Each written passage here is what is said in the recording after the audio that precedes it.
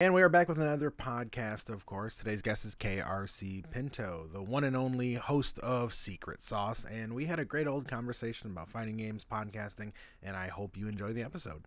Pinto, thank you. Thank you so much for joining me on the podcast, man. I got before we get started, I do need to let you know something. You're kind of a curse to me right now. Do you know about the curse yet? No, what's Oh the my curse? god. Okay, I love your content on TikTok. You ask some of the most intriguing and fun questions I've seen on TikTok. Your questions are obviously like informative and stuff like that, but they're fun. Like there's the fun side of the FGC, you know what I mean? But the problem is every time I stitch one of your videos, for some reason the video just doesn't get recognized by TikTok and I have to re-upload it for it to take off. I don't know what it is. We've been saying it's the Pinto curse for some reason. It's just for me. Not anyone else has dealt with this. But every time I stitch one of your videos, it doesn't. It will just sit at 0 for like 5 hours, and I have to re-upload it for some reason. I think I'm the one getting cursed out of this because I'm trying to siphon your following here. Yeah, Come on, I don't TikTok, know what it help is. me out. Like, I will go back after the podcast and I'll show you some of the videos that just for some reason just sat there, and I think they're at like maybe like 26 views. Like the really good one. You had the question about the Merry Christmas or the Christmas fighting game. The Christmas That is fighting game. such an amazing question. I the day before, you can ask Floki and Tigras this. I actually was thinking about making a video where fighting game that will never happen, using all of the Christmas characters.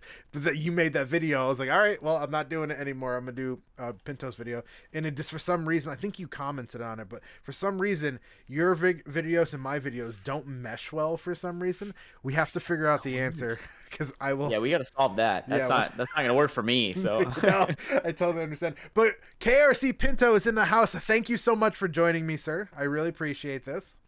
dude, stoked to be hanging out. Happy to be here. Always honored to be a guest on my fellow podcasters' casts. You know, it's always fun. This one, I really honed it in with the name of this. It's just the podcast, of course. Whatever I do, I can just add the word "of course" to, which is really... you like hit the sweet spot on branding right there. You just nailed it. I really It's great. You just got like freebies forever. Like you can go off the rails and do something creative. People be like, oh my god, like Phil, like dude, what a great name. Or you can just slap "of course" on there. Like that guy's a genius. Like, it's a win-win, you know? Right? All right. So the way I start every single one of these podcasts is I like to ask one question: is that you're a TikTok creator? How did you get into FGC TikTok or just TikTok in general? How did you even get the app on your phone? Oh, dude, my fiance is so obsessed with TikTok. Okay. She's so obsessed. Like, if I do like Secret Sauce interviews at night, and I'll come up at like, 10:30, like ready to go to bed, and she's like, I have to show you today's TikToks. I'm just like, okay. Like, we'll just sit down and watch them. So she's been like way into this for like forever. And then one of my really good friends was Vine famous, but he's not TikTok famous, but he likes TikTok because it like brings back memories of the glory days and whatnot. So he like, loves it. And so it's just like all around me. But I'm a late adopter. I'm such a grump, and I like wasn't about it. And then I started seeing people post like King Drew and like you, and like I saw Floki and T-Grass dabbling, and I was like, I should just post clips of my videos on there. Started posting my clips, like kind of half-assing it, I'm just like posting a clip, like if it's a little promo thing. I just did it. I just did the same thing 10 minutes ago for that new Sauce episode. Sure. Just like trying to get some attention, like, nothing really happens if you only do that. So and I started like, I'll ask a question. It was kind of fun. So now I'm asking questions more often, and I'm enjoying it. So I got like roped in over time. I've been goaded into TikTok. Yeah. I will say, like I said, you ask really intriguing questions, which I take a lot of pride in the questions I ask as well. So like when you ask a question, there's the part of me that's like, damn it, why didn't I think of that? But that's how you know it's a good question. Like I get even more excited because I want to answer it. So I see that you are quite active on Twitter too. That's where I feel you do a lot of the discussions and stuff. Do you like TikTok more than Twitter? So I like the attitude of TikTok a lot more than Twitter, but TikTok does not suck me into a black hole the way Twitter does. I'm very much like a read and respond person, Sure. and I will just get decimated by Twitter. Like I'll just lose a day. Like I have to like set like rules for myself and put it away and like actively think about not going on Twitter is bad. I've been like that for a long time. TikTok's new. It still has a chance to like get its teeth in me and pull me in that way, but it hasn't happened quite yet. But TikTok definitely way more like enjoyable. Like 2 hours on TikTok is a lot more of like a fulfilling experience where like I feel good about the state of humanity. Whereas Right. like Well, Twitter, you're I'm like not on the wrong sides of TikTok yet.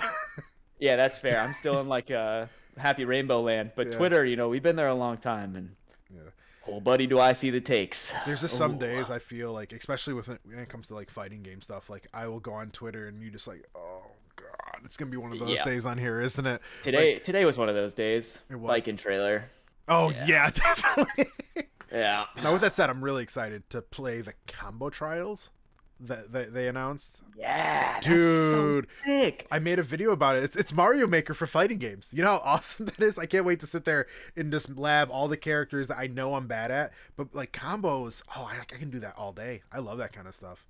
My first thought, and this is so stupid, but I was like, I hope I have a friend who's like, I want to play Guilty Gear Strive, and I can make some jank ass little like 3-hit combo and be like, yo, try this, and they'll be like, whoa, like this guy knows his stuff. Like I get that just one moment where they don't know anything, and I'm like, do this combo I made that's on the game, and you can download it and try it. Just have that like high horse moment. Just want that one time, just one time. I think that'd be fun. I one of the reasons I like some other fighting games like Injustice or the Mortal Kombat games is like I like big wombo combos, you know what I mean? And Ooh. yeah, so like I play Dragon Ball, man. Yeah, I know. you know exactly what I mean. So like I can that's part of the reason why I'm so excited for Trials, because like I really struggled getting into Strive. Like I still to this day like I it didn't grab me as much as I wanted to, and I think part of the reason is because I started right off with Potemkin, but that's a whole other issue. Like I just didn't work for me. I went back to Injustice actually, but with these trials I'm actually so intrigued now to go back and play, and like not obviously to try out biking, but just to maybe give it another shot, because I feel like it's gonna have a pretty like lengthy life as well. I think we all know that game's gonna have some future, not just now, but we're gonna have another season pass, etc., stuff like that.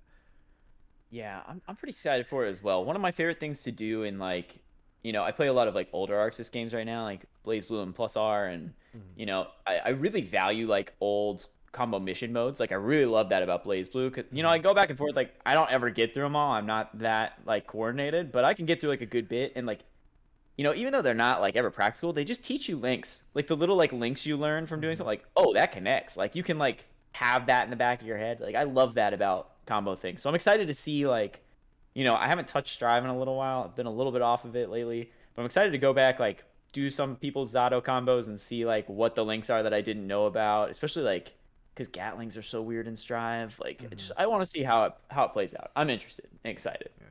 All right, well, I'm getting distracted talking about all these different games, but content. So you're definitely a TikToker. What else have you done? Because I know you have a pretty popular series on YouTube. Why don't we talk about the sauce here? So how did that whole thing come about? Well, first, I just want to say I'm really enjoying being referred to as a TikToker because I never think about myself that way. I always think of myself as a YouTuber, but I guess I am kind of falling into the TikToker category. 100%. You're part of FGC TikTok, Pinto. I'm doing the Lord's work out here. Yeah. I'm giving myself a pat on the back for that one. The YouTube stuff. So I'm so sorry. What was the question? How did I get into it? Well, just what's your content or content creator origin story? Oh, okay, perfect. So I am a serial O2er. Be sure to watch the O2ers podcast with T-Grass. It's great. But I am literally an O2er. I've been an O2er for a long time. I love locals, and it's it's just fun for me to go like get to talk to people about fighting games because none of my friends like them. Not a single one of my like lifelong friends does. My fiance doesn't want to hear about it. My stepson loves it, but he's 8, so like he can only follow me for so long before he's like stop. Like he doesn't want to hear. He doesn't want to hear play beta. He'll be like, Potemkin's big. And like, I'm like, yeah, he is. But if I'm like, yo, that's minus on block. He's like, what? He doesn't care. So, locals were like the outlet for that. It's like, I was going like, before pandemic started, I was going like 2 a week. And like really getting into, I was living in Austin at the time. I was like dug into the scene there, like having fun, like meeting everybody, losing some games, chilling.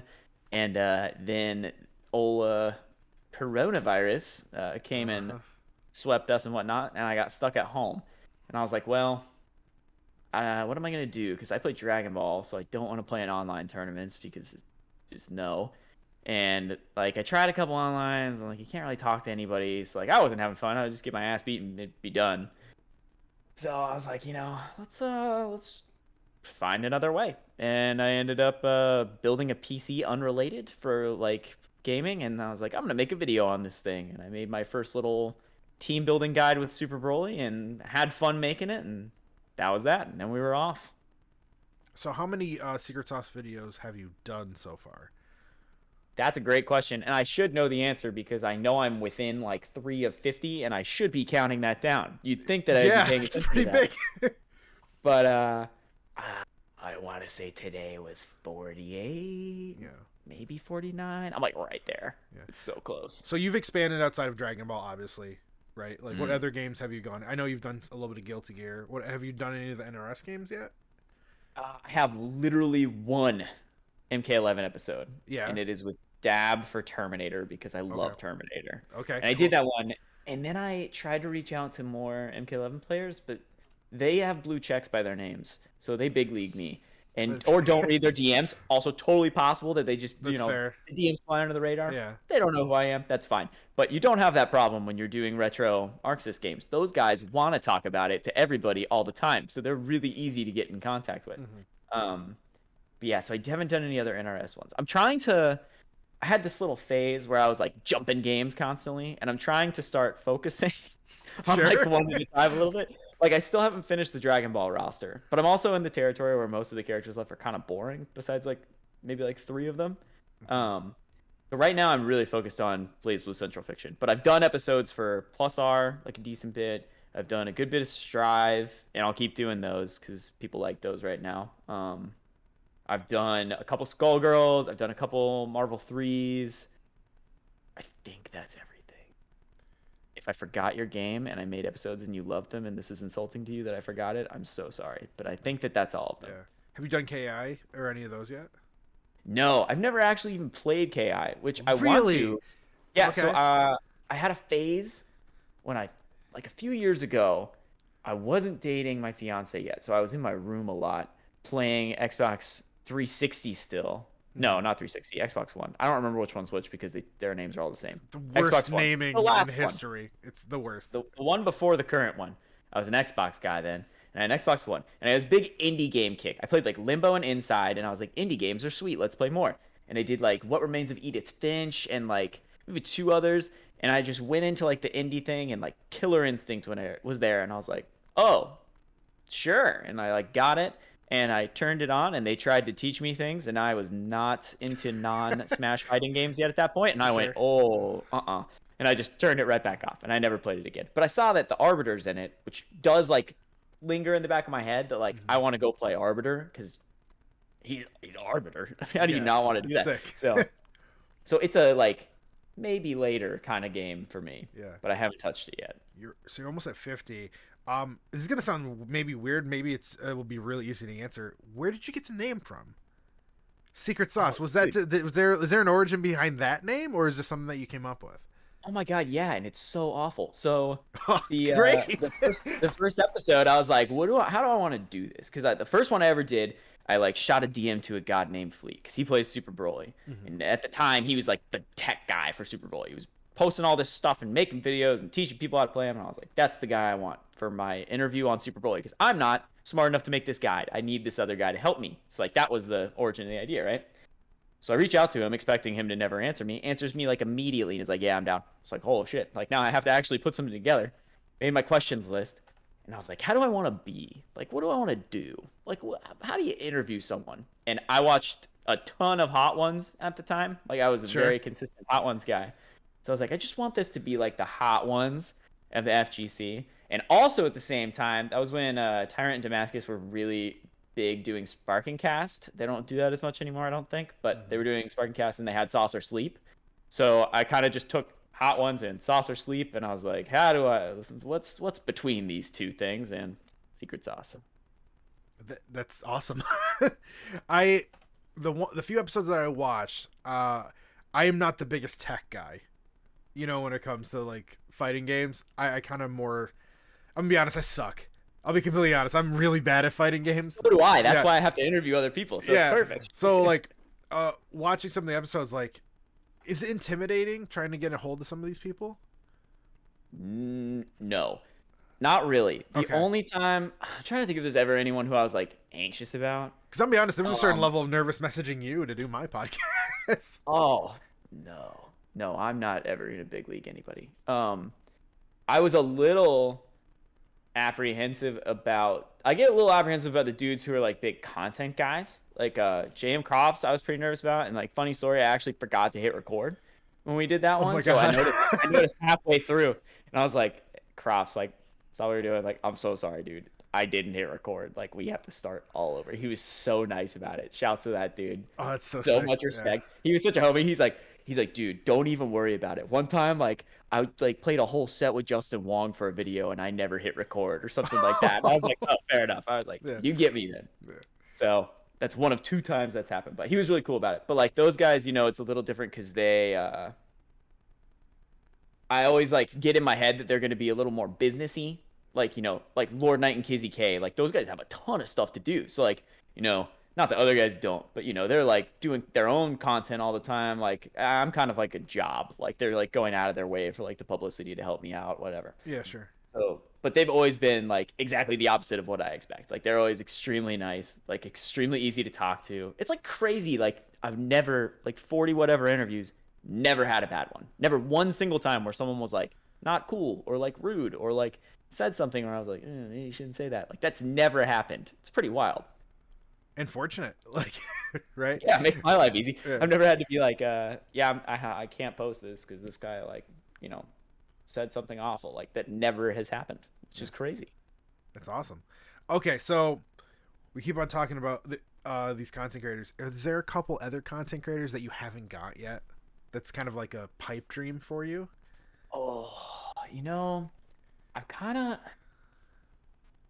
I really would like to do Piccolo with Hook at one point, just because I've done Piccolo with Floki, which was really, really good, and I love that episode. But Hook is like the first Dragon Ball. Like I latched onto him in season 1 when he was nobody, and he was just like, people were like, "Why is this dude playing Piccolo? Piccolo sucks. Like, who is this kid? He's just a streamer. Like, he was playing like Sonic Fox and Leffen, and like."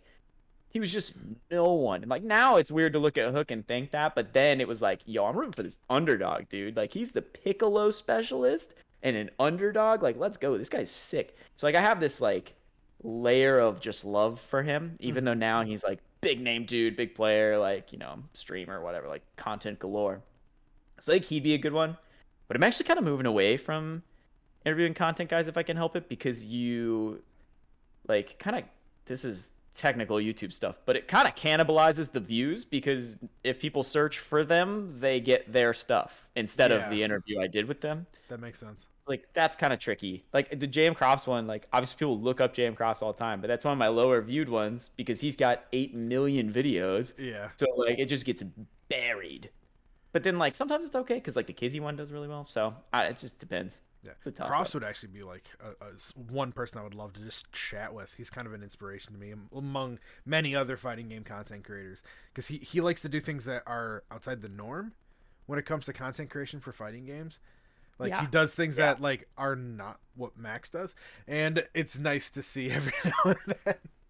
Yeah, I fully agree. That one I was like really, really stoked to do because I'm the same way. Like I super looked up to him when I was, before I was doing this, I was watching his stuff for fun. Like he was one of like, the 3 to 5 guys that I actually regularly watched before I was studying other people. So like that was super cool to do. Another one I think would be sick. I think it'd be really cool to just get Justin Wong on for like any Marvel character ever. Like just because he's Justin Wong. He'll just do the whole roster for you. Why not? Yeah, exactly. Go to Marvel 2. It's like Secret Sauce Marvel 2, and it's 8 hours long. It'll be fun. He comes in. It's like, I'm actually going to do this, but I'm only going to do Roll for you. It's the only character I'll cover. I'd do it. Whatever. Yeah, why not? All right, so let's talk about you in fighting games personally. What are your games? What's your fighting game origin story? Oh, origin story. Okay, origin story. Well, I have always been like, how deep do you want me to go on this? Like, how far back are we going? We going to like 8 years old? Are we going to like 20 let's hear 8. What was your first fighting game? Okay, so I'm an IP guy. I'm always like drawn to the IPs I like, right? So like, first fighting game I ever remember playing was definitely Smash. Like, I had Smash 64. I thought it was the coolest thing I'd ever seen in my life. Like, Loved unlocking the 4 secret characters. You get 4 whole secret characters, dude. Oh my gosh. But then you get Jigglypuff. Come on, that's not what I wanted. But then you get Douglas J. Falcon, and things turn up. It's awesome. So Smash big time. Loved Melee. Spent like hours and hours and hours as a kid, not doing any of the stuff that you see if you watch a Melee tournament, but like throwing Pokeballs at my brother and making him cry. That was fun. Yep. So a lot of that growing up, and then the Budokai games. I remember I still have a hole in my hand from moving Raditz, holding him still to get Special Beam Cannon. Yeah, that was crazy. I played all those though. Like I played Budokai 1. I remember exactly where I was when I got Budokai 2 because I didn't realize it'd come out. I saw it in a Walmart and I was like, Grandma, please. And then we did that. And then Budokai 3, you finally get to fly, and Broly was in it, and like that was crazy. And then like all 3 Tenkaichi games are great. I played like Yu Yu Hakusho Dark Tournament. Like I was just all IPs. If it was an IP I knew and there was a fighting game for it, I bought it to play my favorite characters and beat up my brother. That was just it. Okay. But it was always super casual, like no comprehension of what's happening behind the scenes. So then maybe like, oh, I'm gonna forget. Christmas break, like junior year of college. So that would have been like 2013-ish. I'm old, relative to your audience, presumably. So yeah, like 2013-ish, someone showed me like the Smash Bros documentary. He's like, yo, you gotta watch this. Pro Smash is awesome. And I was like, sounds like a bunch of nerds. And he's like, yes, it's awesome. And I was like, oh, okay. And we like spent our Christmas break drinking Bud Lights and watching the Smash Bros documentary. And by the time we were done, I was like, this is awesome. Like we need to get another GameCube. Set it up, and that's what we did for like the back half of college. Is we would just play Melee all the time. We like learned to wave dash together, like did all this stuff. Started going to the Florida State tournaments because FSU actually has a pretty good esports scene. So we were doing that. So that was like the fighting game intro. But then like someone tried to show me Marvel 3, and I was like, that's for nerds. I don't care about infinite combos and frame data. Like I don't know. Like that's boring. Full circle things come. And then the first like actual like sincere 2D fighting game that I looked something up was Injustice 2. So that's where like I finally crossed over. I started watching Pro Injustice 2, and then Dragon Ball I went like all in, like okay, I'm gonna play this all the time and like learn what I can about this, like to the ability, like my best ability, like learn the depth of the game. And here we are. Was Injustice 2 more obviously was that the IP thing as well? Yes. So I played the first one, and I liked it because I just goofed around in it with my favorite superheroes. And then my brother, who I had been beating up on in the beginning of this story, he turns out he grew up harboring some resentment for being beat up on a lot. He got really, really good at Injustice, and he was a Green Arrow main in the first one, and he was top 100 in the state on the rankings online. Wow. So like okay. that was, yeah, he was pretty good. So like that was cool for him. And then we played, and then it was not cool because I couldn't do anything. I got Green Arrowed to death, and I was like, this isn't fun. Let's play Smash. And he was like, no. And I was like, all right.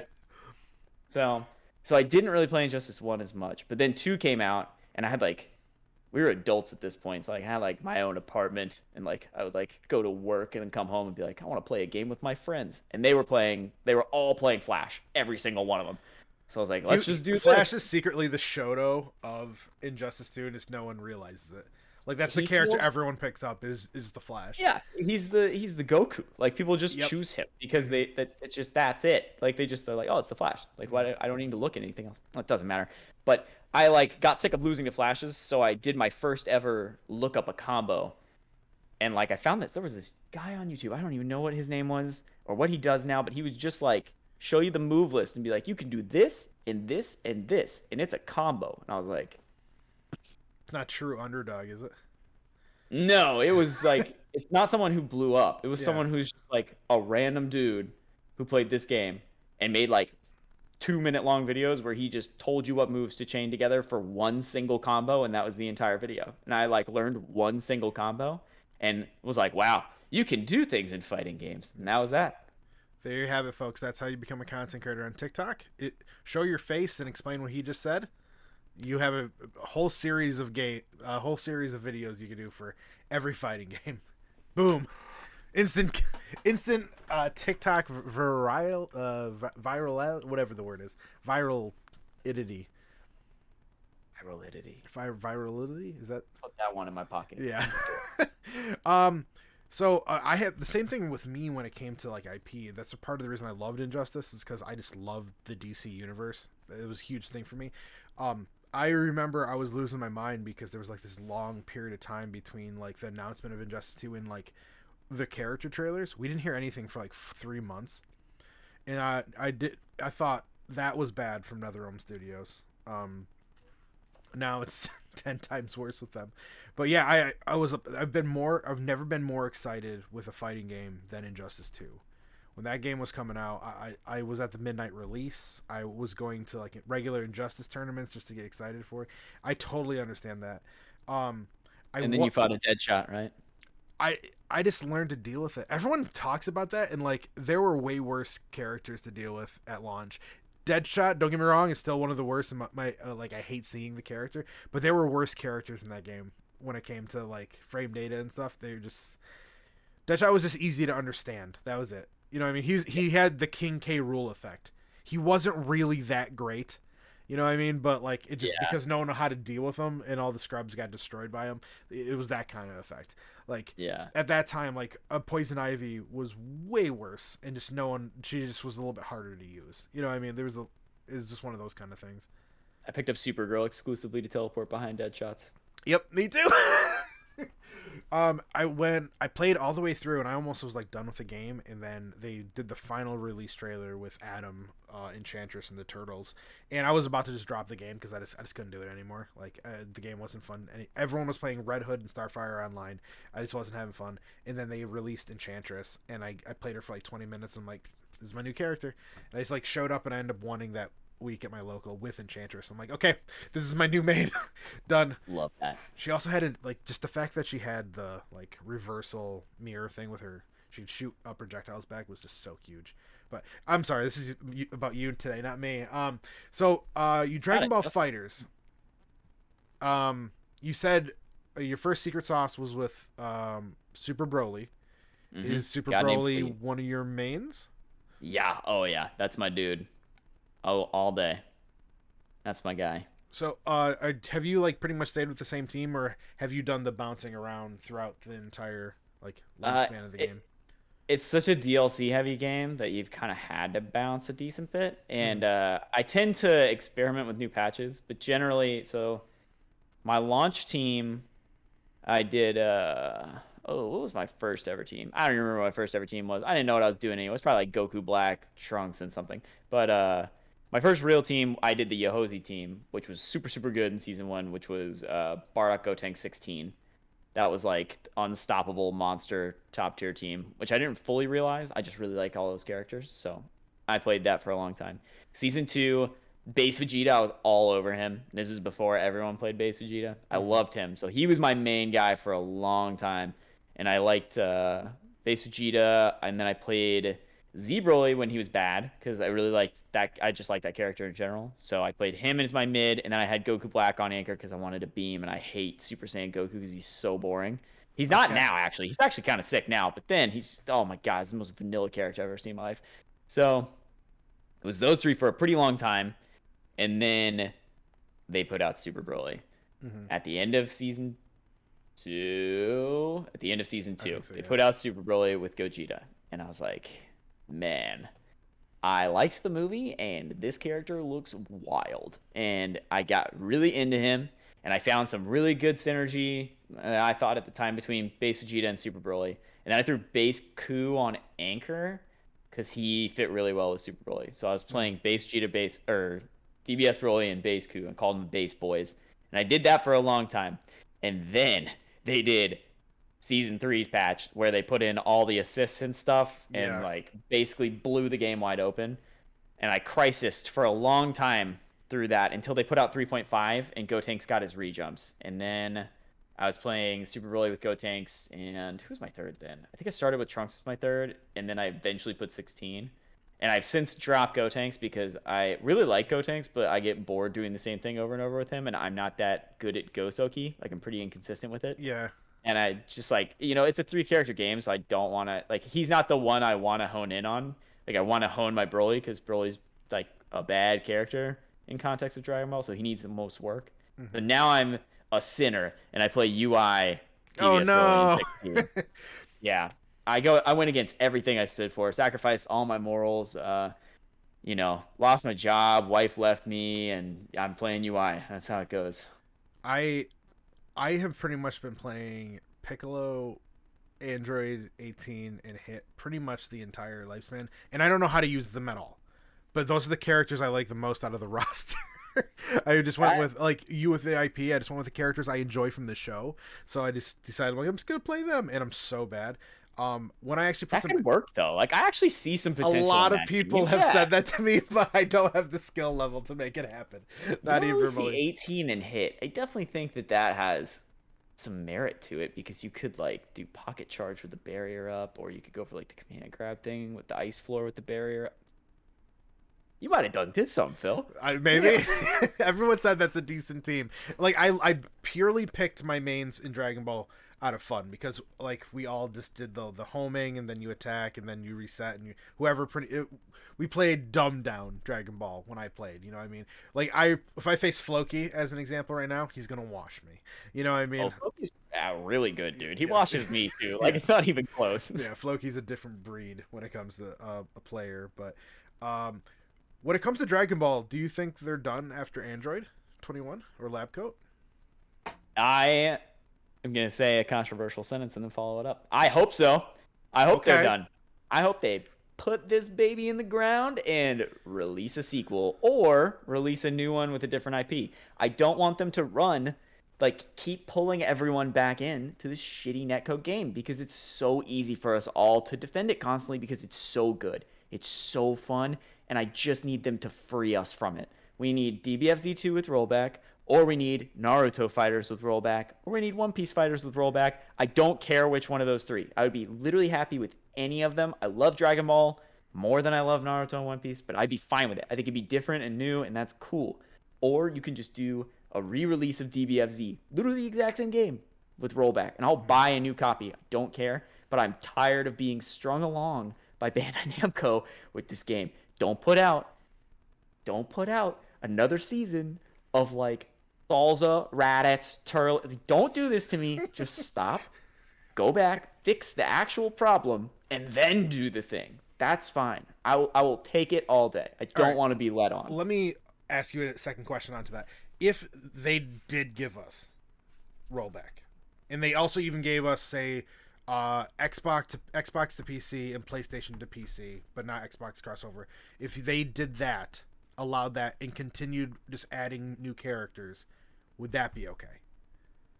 If we actually It did, fixes the online. if they fix the online, I know this is never gonna happen in a million I'm years. paying $5 for Farmer with a shotgun. Keep it coming. Yeah. Keep going. Like Give me Super Boost. because Give like me you Python. just said, Give me the everybody. actual game is beautiful. Like the actual mechanics, the way the game works. Honestly, this is gonna be if they add an extra assist for every character, like this A, B, C. If they add in, can you imagine that this game could go on for a decade, if longer, if they actually just added rollback in some rough versions of crossplay. Like they already have a hit on their hands. Now I understand Bandai Namco is going to see a cash cow for re-releasing Dragon Ball FighterZ 2 with a bunch of new characters, so you have to go buy all the characters again. And I'm getting it really frustrating having to buy I have Dragon Ball FighterZ on my Switch, on my PC, and on my Xbox. I bought it all 3 times with all the characters, and now I have to go through all this again with Dragon Ball FighterZ 2 if it happens. But I'm under the understanding if we actually just got rollback and some like bare bones crossplay, I would be totally okay with them just continuing DLC forever. I'll play the game till I die. Yeah, Straight the up. game is wonderful. It's the most time I've ever put into any video game in my life. It is the only time I've ever felt like compelled to make a video about something. Like it has introduced me to people. Dude, the game is just I just don't get tired of it. And like I'll sit there and be like, I haven't ever played that character. I really want to build a team with that character. Now, it's year 4, dude. Year 4, and I still feel that way. Like just they kill me. They kill me with this netcode, Phil. It kills me. Pain. Do you think if the pandemic didn't happen, we would have this much of an issue? It's hard to say. Because I'm gonna be honest, We a lot probably of people didn't even know what rollback was until Max made a video about it. I'm like, we wouldn't we wouldn't as widely care. Well, I'm a Sajam guy, so I would have at least like cared on a minor level just from Sajam propaganda being pumped into me like Sure. twice a day. Yeah. Um, which that I'm fine with that, and I agree with most of the stuff he says anyway, so it's all cool. But I I think that it probably wouldn't have been such a prominent issue, but I also think that it needed to be a prominent, like it needs to be something people talk about. Like I personally, I'm blessed. I've always lived in populated areas that have a like sizable local. Never had that issue. So I didn't think about it. But like, you know, there are people like, the real Agent P, content creator, Dragon Ball player, and he lives like a little further away from a big city and like he doesn't have somewhere to go play. I think that plays how he plays the game. And Hmm. like he's a great guy and like wants to be a good player and like trains really hard and he's frankly like probably limited by the net code and like Hmm. it's that sucks. Like they should be thinking about that player base. Like, even like pro guys like Krakatoa and like Rufelmonger who are like well-known players for different games. Like, obviously Rufelmonger content creator, Krakatoa great Yep. Strive player and general Guilty Gear player. They both live in like Canada and like not super populous parts. Like they are online when they play, and it just sucks for them that they like, Krakatoa doesn't play Dragon Ball, but I just another Canadian guy I could think of, but they like aren't able to like get good games in Dragon Ball because of that. Hmm. Like that sucks. Like So my local, it's gone now because I was out of college at the time. But like I had to drive like 35 minutes to get to my local. For this is for Injustice all the way back when that was going on, and like at the time rollback wasn't installed yet. At the beginning of Injustice 2, it took a while for them to get the internet figured out for the NetherRealm games.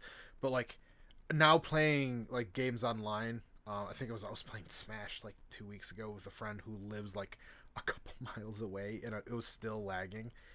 Like I definitely understand that it kills the game. You know what I mean? It kills the game way quicker than it should.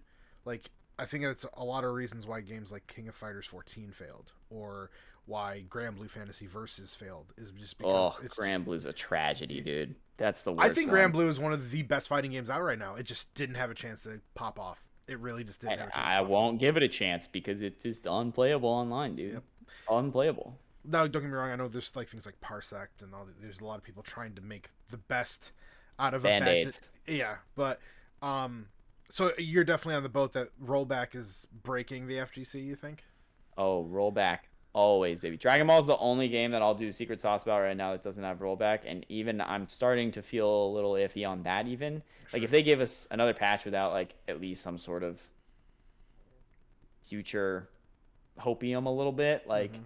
oh, sequels in the works, like at least Yeah. like like I struggle to continue to cover it because like I know people are gonna play it and they want the guides, but like I don't necessarily want to promote that. That's why I really like promoting Blaze Blue and Plus R right now. Like their netcode is incredible and they're like super old, so there's a lot of resources available that aren't really compiled in a way that's like accessible to new people besides maybe Dustloop. But like you don't know to go there off rip. You have to like learn to go to I'm Dustloop. gonna be honest. I So just learned about Dustloop like 3 months ago. I'm gonna be see. completely honest. I didn't even know it existed until a Oh, couple months ago.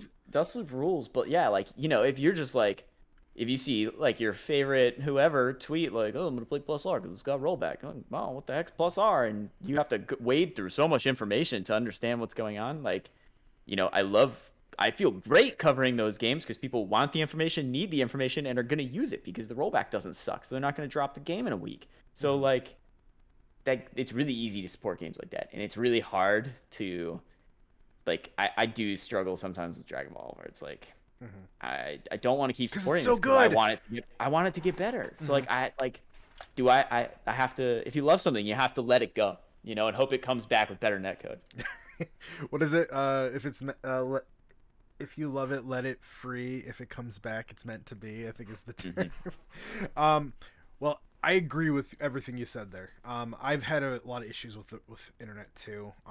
I also can enjoy the like non aspect. I can enjoy like the story modes and like I can lab combos and enjoy the game. But the feel of actually playing someone is always going to be difficult no matter what. Yeah. I think I was actually playing T-Grass in Grand Blue not so long ago, and like we live in the same state. I think we had one or two hiccups, and it was like, come on, man, like how is this a thing still? But Yeah, I get that with Dragon Ball all the time. It's tough. so you said you've played competitively, excuse me, with Dragon Ball. What's your competitive history? Uh, well, let's see. There's a lot of losing at locals. That's most of my competitive history. Okay. In terms of like, I don't think I actually played like a big tournament in Dragon Ball until this past CEO. I feel like that was my first big bracket. I've done a lot of small ones and I've spectated some majors, but the first like real competition was probably this past CEO. And it didn't go 0-2, so that was sick. You love to see it. I think I went 2-2, which is great. We take those. That's awesome. But if you interviewed me a week from now and asked this question, then I would say, oh, I've been to CEO and Frosty Faustings. Yes, you're going to Frosty. So what are you competing in Frosty? You know, I done goofed, Phil. I signed up for 4 games over the span of several months. I just kept being like, wow, that game's neat, and signing up. And like, you know how you like, sometimes you go on Amazon and you're like, wow, there's something I do want. And you buy it. And then a week later, you're like, there's something else I want. And you buy that. I did that with Frosty brackets. I was like, I want to play this. And I'm only going to play that. And then a week later, I was like, oh, they have this though. And I just kept doing it. So what I'm in now is Dragon Ball and Plus R. Those are my first, no. I'm going to go in chronological order. Yes to Dragon Ball, but not chronologically. Like my first 2 signups, they put it out the week that Melty was hot. The 1 week that Melty was hot. And I was like, Melty's great. Let's sign up. I signed up for Melty. I was like, I'm going to train in Melty. Spoilers. Yeah. 0-2 in that baby. Yeah. Then I signed up for Plus R because that is like the Frosty game. Like you have to play Plus R. It's Elven Shadows tournament. If you don't play Plus R, you're bugging. I mean, it's Frosty. Yep. So then they expanded the Blaze Blue. What's the word? Just the entry count after the rollback dropped. And so I was like, oh, I'm gonna do that. Sure. Like signed up for that. And then I just signed up for Dragon Ball because I was like, why am I not playing Dragon Ball at this? That's dumb. I like Dragon Ball. So those are the 4. And I'm actually probably only going to do okay in Dragon Ball. Although I have been playing a lot of Blaze Blue, so I'm hoping I can squeak one out, but we'll see. That's an old community. That's a tough one to deal with if I get someone good. I secretly, like I'm sure you were, I did a tournament for Melty not so long ago. We had I didn't know you did a Melty I did an FGC TikTok Invitational for Melty Blood. And I feel so bad to all of my competitors that I got them to pick up Melty Blood. Because everyone had to pay for full price for that sucker, and man, no one is still playing that game. I would almost I'm gonna go ask all of them the next couple days if they even have it installed anymore. I don't dislike it. I actually enjoy it. My issue is just that it came out in that period of time where like 100 things came out. Like Nick came out and Melty came out and like something else came out like all at once. Yeah. And I was like a little overwhelmed.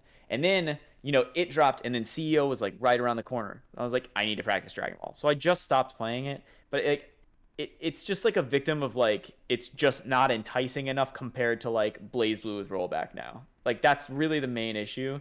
But like I do like it, and I really liked Aoko DLC. She was really fun. I tried her the day she came out. But there's just too many games now. We're in a kind of a overwhelming amount right now. Like there's so many games that like I really don't know what to play. It's not like pick an NRS, an Arxis, or a Capcom. Yeah. It's like pick one of 7 of each. So, I kind of like that there's so many, but the issue is I feel like the trend of playing what's popular is always going to take over, which right now I guess would be Strive, right? I just feel like everyone's like kind of like, there's a lot of people playing Strive that I don't think like Strive. Does that make sense? Yeah, 100%. There's a lot of people playing Strive right now because they feel they have to. Like, I'm still playing Injustice. I just need everyone to know that. Like, I'm still playing games that I enjoy. Like, a great example is everyone ran back to Blaze Blue Central Fiction because of the rollback netcode. Like, there's a tournament happening this weekend for that. Like, I feel there's so many games to play. We actually don't need any new releases right now. Does that like we have DNF Duel and KOF coming out and stuff, and I think Phantom Break or whatever. But I don't think we need any more games this year until we're ready for the next generation of like the big ones like MK, Street Fighter, and Tekken. I feel like we have enough for the time being to hold us over. I know that's a lot of people are getting angry that I said that, but I think it's true. Maybe add some DLC. Agree, dude. Yeah, we got enough. It's tough because like I don't want to make cuts, but like if I'm gonna play KOF and like sincerely learn it. Like I have to cut some games down. I can't be playing 5 games. I don't have time for that. I have like a job and a kid. Like it's Yeah. hard, man. Like Yeah. I don't have it's any hard of to those keep things, up. and I still don't have time. So, all right. So I want to. I didn't realize we've already been talking for like 45 minutes. We're killing this. This is my bad. I babble so No, much, that's dude. great. I want to talk about your podcast, the O Tours. So, how Okay. did you get into podcasting? And obviously, with Secret Sauce, you already explained that to me. But how did you get into podcasting with the O Tours? And how did you meet Mr. T, Mr. T Grass? So I didn't know I was podcasting with Secret Sauce until someone like commented and said this podcast is sick, and I was like, "This what?"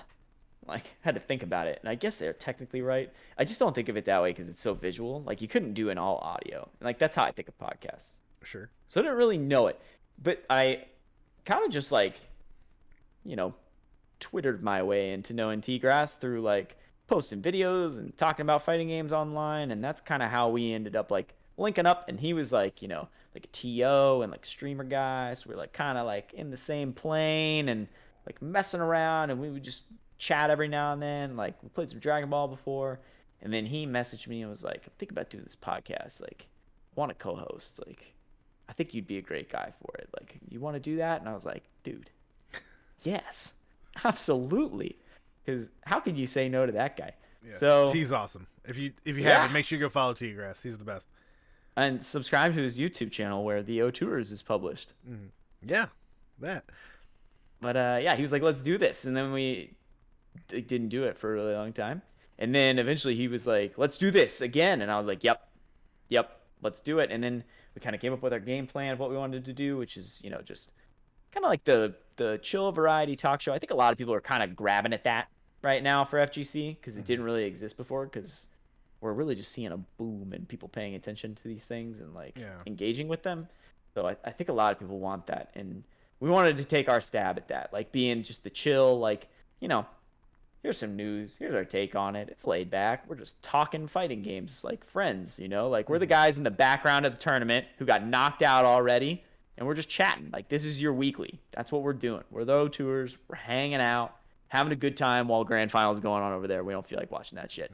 That's what we're doing. I So, always it's felt fun. that like the fighting game community, especially, like there's so many different like faces and stuff, and the name of O Tours, like I know exactly the feeling because I've gone 0-2 plenty of stuff, plenty of times, and I understand that feeling, like you just said, just shooting the shit with one of your friends, because there's always a stream of stuff happening within the fighting game community, but it doesn't. You can have a very dead week and still have plenty to talk about. You know what I mean? Like a good example is what happened with like Punk and Acoustics over the last couple weeks. Like that shouldn't be news, but it's news. You know what I mean? Everyone's talking about how like apparently Punk's saving DBFZ right now. Ooh, I gotta roll. Your eyes are rolling. I want to know what that's all. I love what Punk's doing, bringing eyes to DBFZ and playing it, but like to say he's saving it when we have like a world tour and like Damascus is working his ass off 24/7 to like make sure that it is constantly being professionally like, to say that Punk is saving DBFZ is to really discredit my man Damascus, who puts his heart and soul into lifting Dragon Ball high. Like, so I don't dislike Punk and I don't dislike what he's doing. I love all that, but I hate that sentence a lot. I think it's very, very unfair. And if you pay 1% attention to DBFZ, you know that Damascus is very much that guy and deserves a massive amount of credit for where Dragon Ball is as an esport, as a game, like just every single possible facet of how Dragon Ball FighterZ is lifted up, like via content and promotion, it can be traced to him, like almost all of it. Besides maybe like, obviously Bum does a ton of work with the New York scene to keep it engaging and alive and like keep the kind of like rivalry aspect going. So there's credit due there as well. There's a lot of people in it, but I don't know. If you're going to give it to one person, I have to say Damascus. Okay. Sure. No, that makes a lot of sense. A lot of sense. All right. So what are some things you like and or dislike about fighting games in general? Anything at all? I love a few things. I love being able to pick a character that I really like and them not suck. That feels good. I hate when I pick a character I really like and they do suck. That's a bad feeling. I really like being able to do Super Broly's EX command grab where he does puny god and smashes you and then jumps on your chest and gorilla slams you and then somehow that launches you in the air and then you get to grab them out of that and headbutt them. That's just a really fun feeling and it makes other people feel bad, which is terrible, but I enjoy it. So that's fun. I really love um, working on solving problems with friends. I think that that's fun when you like have just like a small problem. Like trying to find a workaround. I also like rock climb for fun, and it's a very similar thing. Like, we both fell off of this thing. We're gonna lay on the mat and talk about it and figure out what the solution is. You can do that same thing with fighting games. Like, I just keep getting owned by UI Goku's flip bullshit. What are we gonna do? And like, well, let's work it out. Let's figure out let's approach it. Let's find a workaround. I love that. Just camaraderie.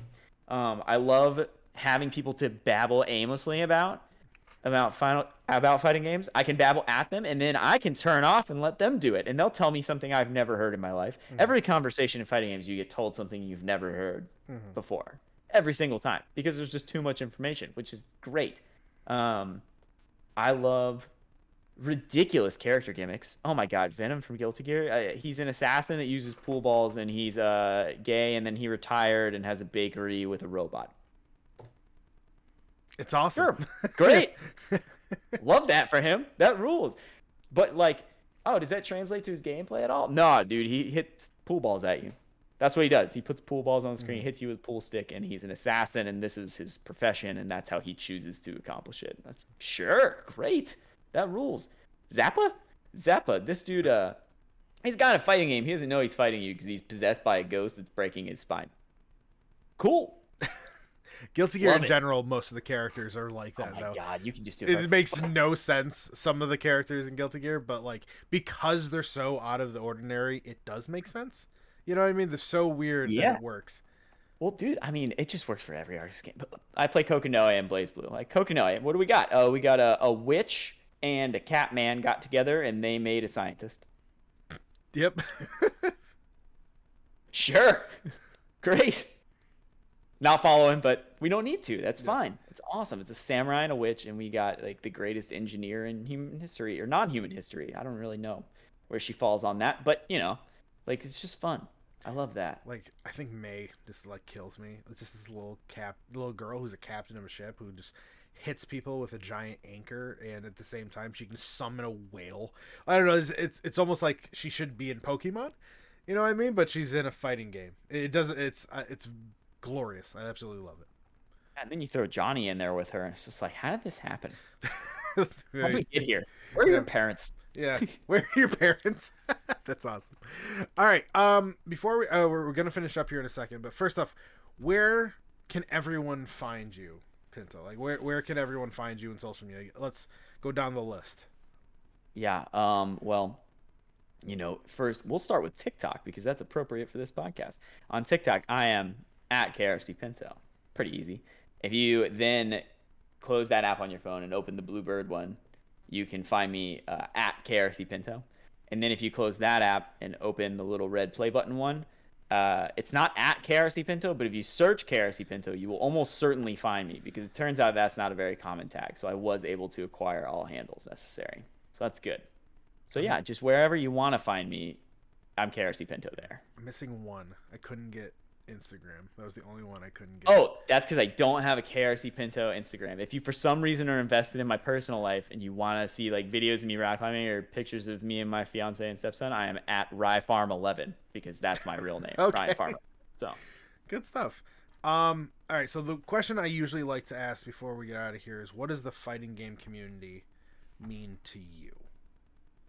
Man, the fighting game community to me, it means just having a bunch of people who are just as nerdy as I am, if not more, who I can just have a good talk with. It's just so nice to share hobbies with homies, and like that's all that matters to me. I will lose 107 games in a row, and for having a good talk, I don't care. So it's it just means exactly what that C stands for. A little bit of community. Good stuff. That's a great answer. I may clip that and put that somewhere. That's amazing. Well done. Make me Pinto. go viralitist or whatever you said earlier. Viralitis, whatever it is. Yeah, this one's gonna haunt me for a while. Yeah, I think that's it. Is there anything you want to tell everyone before we get out of here? Oh my God. I mean, obviously, at the moment, if you're watching this on the stream, you probably already follow Phil here. But if not, if you're someone who's stumbled upon this for some weird reason, I don't know how in the world that would happen. Yeah. But if that's the case, follow my dude here. Go to his TikTok. He's the hotness on TikTok. So you probably already follow him there. But if you don't do that, find him on Twitter. His Twitter, he can use some Twitter numbers. We can stand to get those numbers up. I definitely could appreciate some Twitter numbers. But yeah, Pinto, thank you so much for doing this with me today. It was absolutely a blast. I'm happy I was able to learn a bunch of stuff about your opinion on Dragon Ball and your O2-ness. I appreciate it. Yeah, man. No problem. Yeah. Once again, thank you for being here, and we'll talk to you guys soon. Don't forget to follow KRC Pinto on all social media platforms that he mentioned. For those who don't know, I stream on Twitch every Sunday and Tuesday. Come and hang out. I also have an FGC TikTok account that you totally should go follow. If you are in the good way and have the funds, feel free to donate to my Patreon. And shout out to Dark Matters, my current Patreon. If you like the video today, don't forget to leave a like and subscribe. My name is Phil, and of course, I'll talk to you guys soon.